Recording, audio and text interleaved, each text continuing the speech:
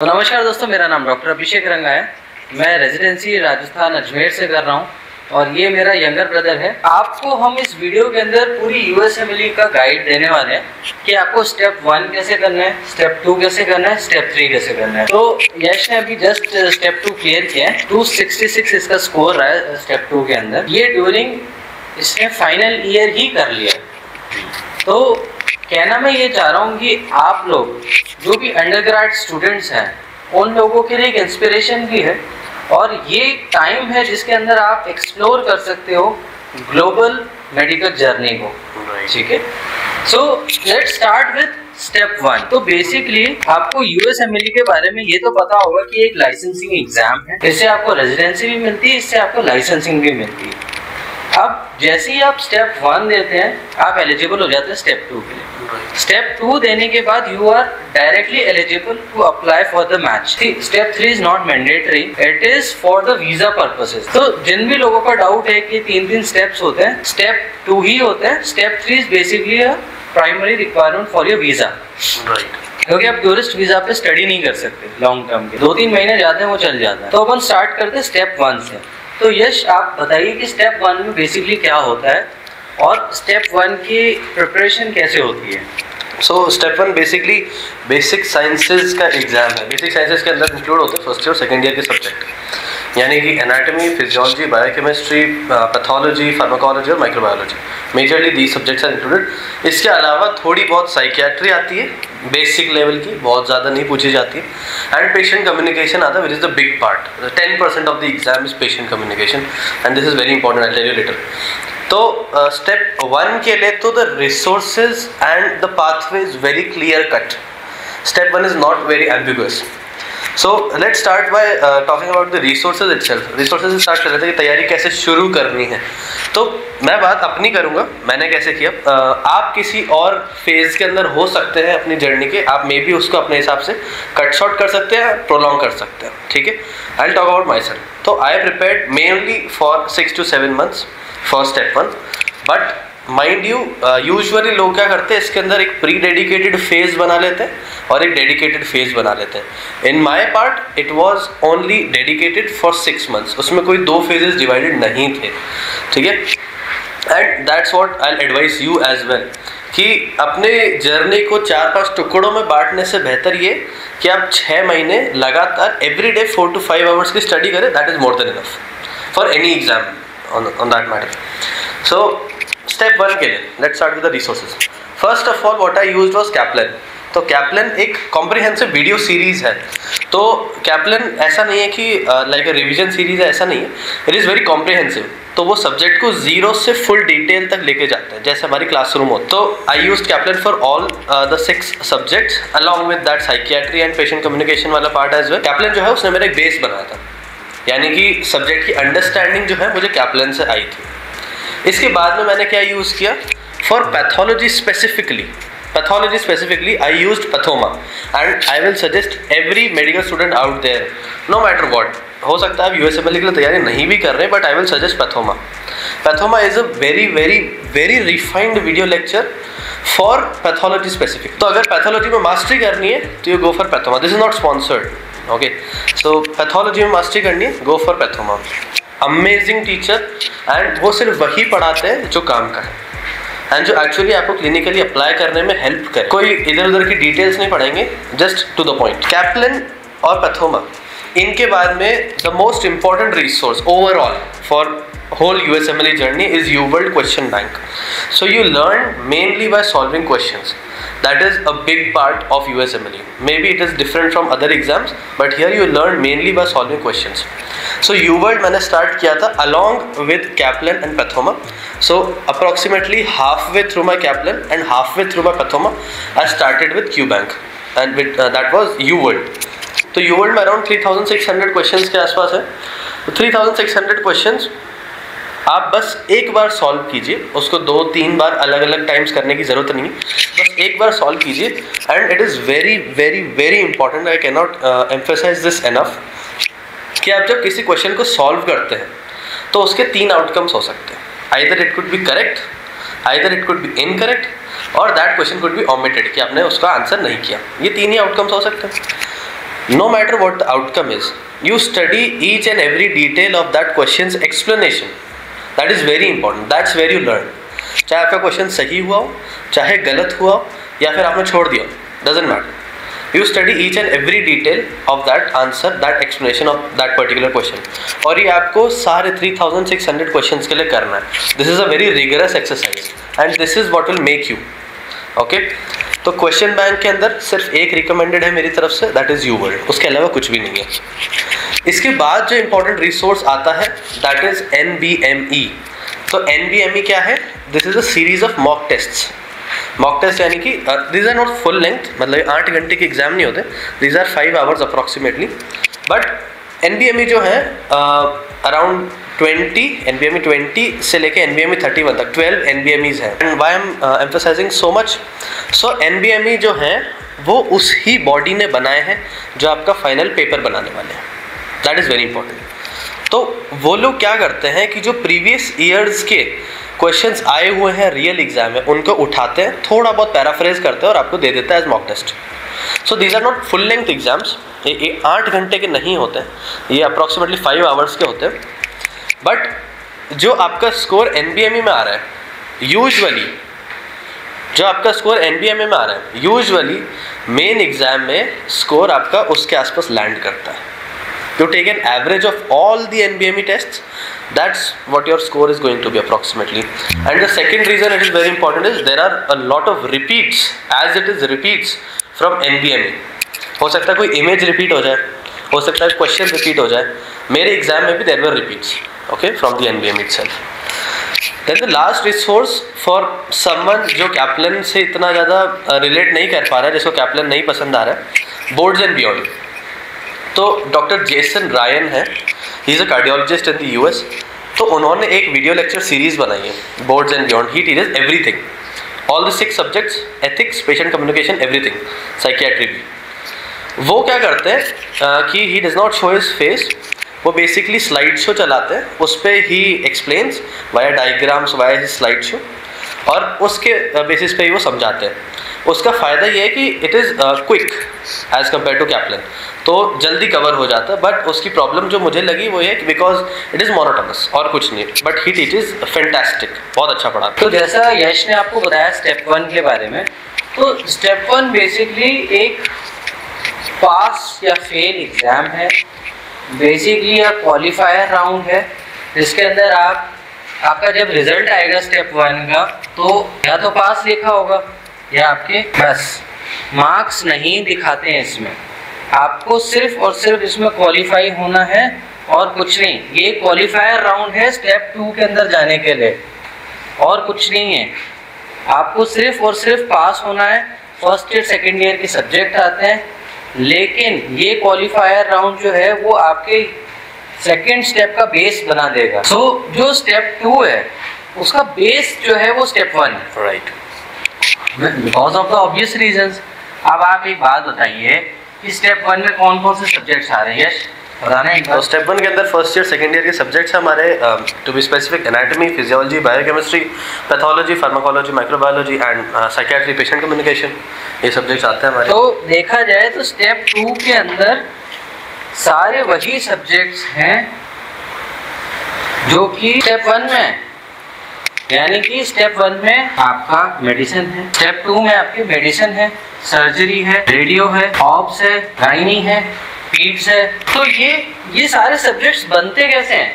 ये सारे सब्जेक्ट्स बनते ही फर्स्ट ईयर के सेकंड ईयर के सब्जेक्टों से, है ना. फार्मा है, पैथ है, एनाट है, फिजियो है, बायोकेम है. ये सारों का एक कॉम्बिनेशन स्टेप 2 बनाता है. राइट. तो बेसिकली अगर आपका स्टेप 1 बहुत अच्छे से हो जाता है तो स्टेप 2 का स्टेपिंग स्टोन बन जाता है. उसके ऊपर स्टेप 2 बनाना आसान है. लेकिन अगर आपका फर्स्ट स्टेप जो है इतना अच्छे से नहीं जाता है तो आपका स्टेप 2 बहुत मुश्किल से जाएगा. So it is very important to treat this as a main exam instead of this, because once you prepare the best for step 1, you automatically get prepared for step 2. True. This is obvious, right? So once step 1 is done, you come for the step 2. अब step 2 के अंदर same resources है, कोई change नहीं है, ठीक है, कोई चेंज नहीं है। अब Yash, I would like to ask you कि इसका एग्जाम बुक कैसे करते हैं? स्टेप 1 का एग्जाम आपको बुक करना पड़ता है, तो उसके लिए क्या क्या रिक्वायरमेंट है वो यश से अपन जानते हैं। सो फर्स्ट ऑफ ऑल जो इस स्टेज पे कि वो प्रिपेयर कर चुका है और एग्जाम बुक करने जा रहा है, सबसे पहले तो मेरी एडवाइस उसके लिए रहेगी कि you will never ever feel कि यू आर फुली प्रिपेयर्ड, ये कभी नहीं होगा। तो you just go and take the exam, ठीक है। Now I will answer your question. तो अब एग्जाम बुक कैसे करना है, तो उसके लिए 2 वेबसाइट्स पे जाना पड़ेगा आपको। First of all you go on the ECFMG OSS website, OASIS OSS website, you make an account there. वहाँ पे आप बुक करते हैं अपने स्टेप 1, वहाँ पे ऑप्शन होता है अप्लाई फॉर स्टेप 1 एग्जामिनेशन। सो वहाँ पे जब आप स्टेप 1 के लिए अप्लाई करेंगे तो they will send a verification email to your medical school. तो मेडिकल कॉलेज में वेरिफिकेशन ईमेल भेजा जाएगा, उसको आपको अपने कॉलेज में जाके वेरीफाई करवाना पड़ेगा कंसर्निंग बॉडी से, और जब वो वेरीफाई हो जाता है then you will get something called as a permit. So that is basically an admit card कि अब आप परमिटेड हैं एग्जाम देने के लिए। अब आपका परमिट आ गया, now you use that permit in another website called prometric.com। So what is Prometric? Prometric basically centres को चलाने वाली एक कंपनी है, और इन सेंटर्स पे आपका एग्जाम होता है। तो अब आप प्रोमेट्रिक सेंटर पे अब आप प्रोमेट्रिक की वेबसाइट पे जाके अपना स्लॉट बुक करते एग्जाम का, कि आपको कौन सी तारीख को एग्जाम देना है, और जब आप स्लॉट बुक करते उस समय आपको आपकी परमिट की रिक्वायरमेंट होती है। सो बेसिकली ये एग्ज़ाम ऐसा है जिधर आपकी इच्छा के हिसाब से आप सिलेक्ट कर सकते हो कि साहब मुझे तो इस दिन एग्ज़ाम देना है। हाँ, कुछ हॉलीडेज़ है, उन हॉलीडेज़ को छोड़ के, जैसे संडे छोड़ के, और भी कुछ हॉलीडेज़ होती है, उनको छोड़ के बाकी सारे डेज आप अपनी चॉइस से एग्ज़ाम दे सकते हो। इट इज़ नॉट कि यार नीट पीजी की तरह कोई साल में एक डेट दे देंगे और उसी के ऊपर है ना आपका एग्जाम, आपका करियर डिसाइड होगा। ऐसा नहीं, ये आपकी खुद की चॉइस पे है कि आप कब फॉर्म भरते हैं और कब उसका डेट सिलेक्ट करते हैं।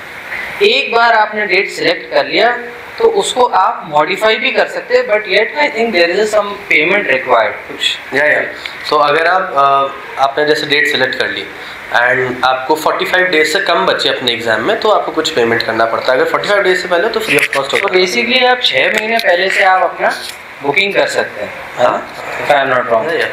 तो 6 महीने पहले आप बुक कर लीजिए, और मान लीजिए 1.5 महीने पहले आपका प्लान ये हो जाता है कि अब आपको चेंज करना है, तो आपको पैसा नहीं लगेगा। लेकिन विद इन 45 डेज अगर आपका एग्ज़ाम है तो एक पेनल्टी अमाउंट लगता है, वो देके आप अपने डेट रीशेड्यूल कर सकते हैं। चलो अब स्टेप 2 पे आ जाते हैं। अब आपने ये फॉर्म भर लिया, एग्ज़ाम दिया है, आपका पास फेल आ जाएगा, कितने दिन में रिजल्ट आ जाता है? 14 to 20 डेज में रिजल्ट आ जाता है। मतलब 15 दिन 20 दिन मान लीजिए, है ना, 20 दिन में आपको पता चल जाए फ्रॉम द डेट आपने एग्जाम दिया तब से। तो step 2 is the major drill here. अगर आपने स्टेप 1 के लिए अच्छे से प्रिपेयर कर लिया तो स्टेप 2 बिकम्स ईजी, जैसा इन्होंने बताया। बट स्टेप 2 जो है उसके अंदर स्कोर आता है, and that's the catch. Step 1 में स्कोर नहीं आता। तो स्टेप 2 का सबसे अच्छा प्रिपेयर करने का तरीका क्या है कि स्टेप 1 को अच्छे से प्रिपेयर किया जाए। अब स्टेप 2 के जो रिसोर्सेज है वो जैसा इन्होंने बताया एग्जैक्टली सेम है। स्टेप 2 के अंदर भी सबसे इम्पॉर्टेंट जो कड़ी है that is UWorld Q bank. UWorld Q bank के अंदर मोर देन 4000 क्वेश्चंस है फॉर स्टेप 2। अब यहाँ पे भी आपको वही करना है जो आपने स्टेप 1 में किया था। ईच एंड एवरी क्वेश्चन को इन डिटेल एक्सप्लेनेशन को रीड करना है। इन डिटेल मतलब एक एक शब्द, वर्ड टू वर्ड। और यहाँ भी मैं सजेस्ट करूँगा आप एक बार ही करें, एक से ज़्यादा करने की ज़रूरत नहीं है। If you are reading it well enough, एक से ज़्यादा की ज़रूरत नहीं है। अब बात करते प्रिपरेशन टाइम की। 8 to 9 मंथ्स मैंने लिया था, क्योंकि एग्ज़ाम जो है थोड़ा सा ज़्यादा वास्ट है, जो कंटेंट कवर्ड है वो वास्ट ज़्यादा है, नंबर ऑफ क्वेश्चन ज़्यादा है। तो ये जो एग्ज़ाम है इसको प्रिपेयर करने के लिए मैंने ज़्यादा टाइम लिया था। अब बात करते हैं इसके बाकी के रिसोर्सेज के बारे में। जो कोर रिसोर्स है वो मैंने आपको बता दिया, वो यूवर्ड ही रहेगा। बाकी के जो रिसोर्सेज है अगेन द सेम। NBME, तो वहाँ पे 12-13 NBMEs है हमारे पास में, यहाँ पे हमारे पास ओनली 7 NBMEs है। अगेन ये भी 5 आवर्स लॉन्ग है, 9 आवर्स लॉन्ग नहीं है, unlike the step 2 real exam. But again जो यहाँ पे स्कोर आता है उनका जो एवरेज होता है NBMEs का, वहीं आपका स्कोर लैंड करता है। Secondly there is a big chance कि रिपीट आ जाए NBME में से। अब NBME के अलावा एक इम्पॉर्टेंट रिसोर्स है CMS फॉर्म्स। CMS फॉर्म्स क्या है? ये भी NBME ने बनाए हैं, पर ये अमेरिकन स्टूडेंट्स के लिए बनाए जाते हैं। जब अमेरिकन स्टूडेंट अपने शेल्फ एग्जाम्स देते हैं, shelf exams are like our university exams, तो उनके प्रैक्टिस पेपर्स हैं, बट वहाँ से रिपीट्स बहुत ज़्यादा आते हैं CMS फॉर्म्स। उसका रीज़न ये कि CMS फॉर्म्स are very vast, they are a Q bank in themselves. तो CMS फॉर्म्स के अंदर मोर देन 2000 क्वेश्चंस हैं, 50 क्वेश्चन का एक फॉर्म होता है, and there are 44 forms like that. और बेसिकली CMS फॉर्म्स क्या है? आपके एक तरीके का रिवीजन का एक प्लान है। राइट। आपको कम मेहनत के अंदर आपको हाई क्वालिटी रिवीजन मिल जाता है, तो यही उसका टारगेट है। एंड वो भी NBME जो एग्जामिनर्स जो आपका पेपर बना रहे हैं उन लोगों की जैसे अपना NTA यहाँ पे एग्जाम लेता है, वो सैम्पल पेपर बनाता है, तो उसी तरीके से वहाँ पे जो एग्जामिनेशन बॉडी है वही CMS फॉर्म्स बनाती है, जिसको NBME कहते हैं। ठीक है, तो अब स्टेप 2 के ऊपर अपन चलते हैं। रिसोर्सेज मोटा मोटा यश ने आपको बता दिए हैं, और अब अगर अपन फोकस करें तो step 2 is a score based exam. Now if I take yes, score के ऊपर थोड़ा सा बात करते हैं कि अनसेफ जोन कौन सा हो जाता है, जिसमें चांस ऑफ मैच लगभग ना के बराबर है और आप पास हो। टेक इट, पास होना और मैच होने में फ़र्क है यहाँ पर। ट्रू है ना? तो जैसे 214 नंबर शायद पासिंग इज 214, 214 नंबर पास हो रहे, पास हो जाएंगे आप 214 पे, बट यहाँ आपको मैच नहीं मिलेगा। मैच मिलने के लिए आपको बहुत सारे एफर्ट्स करने पड़ेंगे, अदर एफर्ट्स 214 पे, राइट, क्योंकि लगभग नामुमकिन है for a IMG international medical graduate के लिए, बहुत इम्पॉसिबल सी बात हो जाती है। तो एक सेफ जोन का, या फिर लेट्स से कि पास से कौन से स्कोर तक लगभग नामुमकिन है, वो क्या रहेगा? if you are scoring less than 240 then it is tough. I won't say it is impossible, क्योंकि उसके और तरीके हैं अपने एप्लीकेशन को इम्प्रूव करने के, बट जो तरीका आपके हाथ में सबसे स्ट्रांगली है वो ये है। इसके अलावा कोई ऐसा तरीका नहीं है जो आपके हाथ में बहुत ज़्यादा है, क्योंकि उसमें बाकी लोगों का इन्वॉल्वमेंट भी है, जैसे रिसर्च हो गई, इलेक्टिव्स हो गए, उसमें बाकी लोगों का भी इन्वॉल्वमेंट आता है, क्योंकि आपका करियर फिर बाकी लोगों के हाथ में भी डिपेंड करता है। यहाँ पे it's all in your hand. तो 240 से नीचे इट बिकम्स वेरी टफ। ठीक है, 250 and above it's very favourable for you. 250 and above is like it puts you in the 80% chances of the range. 80% chance बन जाता है मैच का। So basically आपको ट्राई करना है मोर देन 250 स्कोर के। अगर आप कभी भी स्टेप 2 देने का प्लान कर रहे हैं या MLE का प्लान कर रहे हैं, तो आपको ये करना है कि स्टेप 2 में 250 नंबर से ज़्यादा लाए जाए। अब मान लीजिए आपके और बढ़िया आ जाते हैं, 260 प्लस आ जाते हैं, तो लगभग आप 80% से ज़्यादा श्योर हैं कि आपको मैच मिल जाएगा फर्स्ट राउंड में, है ना? एंड यहाँ पे I would like to make a point. ठीक, अगर आप YouTube पे जाते हैं तो बहुत लोग बहुत कुछ बोलते हैं, ठीक है, मैं किसी के अगेंस्ट नहीं हूँ, बट द थिंग इज हम वही कर सकते हैं जो हमारे हाथ में। अगर आप 260 प्लस लाते हैं, so that puts you in an elite range. वहाँ पे the chances of matching are very high. ठीक है, research is there and a lot of things are there, पर आप मेनली तो उसी पे फोकस करेंगे ना जो आपके हाथ में है। तो you focus on this, maximum focus should be on this, not on your electives, not on your rotations, not on your research, at least for the time being. जब तक आपका स्टेप 2 नहीं हो जाता, focus on your step 2, then अपन चीज़ें देख सकते हैं बाकी की स्कोर के बेसिस पे। तो आप फोकस कीजिए इस स्कोर पे 250 plus. This is very important, this is pivotal. अगर इससे कम जाता है तो हमारे चांसेस ड्रास्टिकली कम हो जाते हैं, इसलिए first focus should be on step 2, उसके बाद में बाकी चीज़ें। ठीक है, यश मान लो किसी के 270 आ जाते हैं या 270 से ज़्यादा आ जाते हैं, तो उसका मैच होने के चांस कितने हो जाते हैं? More than 95%। सो आप एक चीज़ को ये मान लीजिए कि चाहे इंडिया हो चाहे US हो, मेरिट जो है वो बहुत इम्पोर्टेंट है। अगर आप अच्छा स्कोर कर रहे हैं, अगर आपकी एकेडमिक परफॉर्मेंस अच्छी है, तो there is no one who can stop you. ठीक है, आप चाहे आप कितना भी YouTube पे ज्ञान ले लीजिए, लेकिन सबसे इम्पोर्टेंट आपका स्कोर ही है। लेकिन अगर आपका स्कोर खराब आ जाता है तो घबराने की जरूरत नहीं, तब और अदर मेथड्स हैं उसको यूज किया जा सकता है। क्योंकि ये एक बार ही दे सकते हैं एग्जाम, अगर आप पास हो गए तो दोबारा अप्लाई नहीं किया जा सकता। I will emphasise on this is very important. For example NEET PG है जैसे हमारा, तो वहाँ पे तो आप नेक्स्ट ईयर वापस अप्लाई कर सकते हैं, but here if you score more than 214 which is the passing score, 214 से ज़्यादा आप स्कोर कर लेते हैं, तो यू कैन नॉट री apply for the exam for the next 7 years। 7 साल तक आप एग्ज़ाम वापस नहीं दे सकते। फॉर एग्जाम्पल किसी के 220 आ गए तो दैट पर्सन इज स्टक, ना तो वो मैथ्स में सक्सेस होने के चांसेस है उसके, और ना वो वापस जा सकता है कि अपना स्कोर इंप्रूव कर ले एक बार और एग्जाम देके। तो दिस इज़ वेरी इंपॉर्टेंट, यहाँ पे आपको once in a lifetime वाला चांस मिलता है, तो इसलिए इट इज़ इम्पॉर्टेंट कि सारा एफर्ट एक बार में डाल दिया जाए। That is why it is said कि अगर आप इसके बारे में प्लान कर रहे हैं और अगर आप स्टेप 1 लिख रहे हैं तो आप ये मान के चलिए कि आपके बहुत सारे रिसोर्सेज लगने वाले हैं, आपको बहुत एफर्ट्स लगने वाले हैं, तो इसलिए आप ये मान के चलिए कि आपको 250 से ऊपर लाने ही हैं। तो बेसिकली स्टेप 3 क्या चीज़ है? Yes, so step 3 is again mainly for the visa. ये वर्क वीज़ा के लिए ज़्यादा काम का है।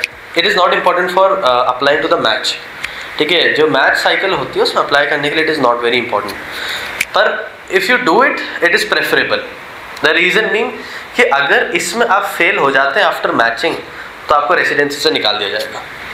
सो इसलिए इट इज़ इम्पॉर्टेंट कि आप बहुत इम्पॉर्टेंट है, अगर आपको स्टेप 2 क्लियर आपने कर लिया है तो आप मान के चलिए कि आपको स्टेप 3 की तैयारी करने लग जाना है, क्योंकि अगर आप फेल कर गए तो आपकी सारी मेहनत जो है वो वेस्ट हो जाएगी, आपको रेजिडेंसी से निकाल दिया जाएगा, क्योंकि आपका वीज़ा जो है वो वैलिड नहीं होगा। सी, आपको आपकी दुश्मनी नहीं है कॉलेज से, कॉलेज तो चाहती है आपको रखना, इसलिए उसने आपको रखा है, but as we said it is important for the visa. अगर आपको वीज़ा ही नहीं होगा तो आप दूसरे के देश में कैसे रह सकते हैं, है ना? तो वीज़ा के लिए अच्छा, ये फॉर IMG ज़्यादा इम्पॉर्टेंट है, जो वहाँ पे लोकल इंडियन अमेरिकन है उनके लिए इतना इम्पॉर्टेंट नहीं है, बट उनके लिए भी इम्पॉर्टेंट है, ठीक है। तो अगर IMG जो इंडियन स्टूडेंट्स हैं या पाकिस्तानीज है या बांग्लादेशीज है, जो भी हैं आप लोग, अगर आप लोग अप्लाई करते हैं US वीज़ा के लिए और आप स्टेप 3 में फेल हो जाते हैं तो आपको US वीज़ा नहीं मिलेगा, वर्क वीज़ा, ठीक है। एक बार वर्क वीज़ा हो जाता है तो आप कंटिन्यू कर सकते हैं, और अगर आपको ये मौका मिलता है कि आप ये दे के ही मैच में डालें तो और भी बढ़िया है।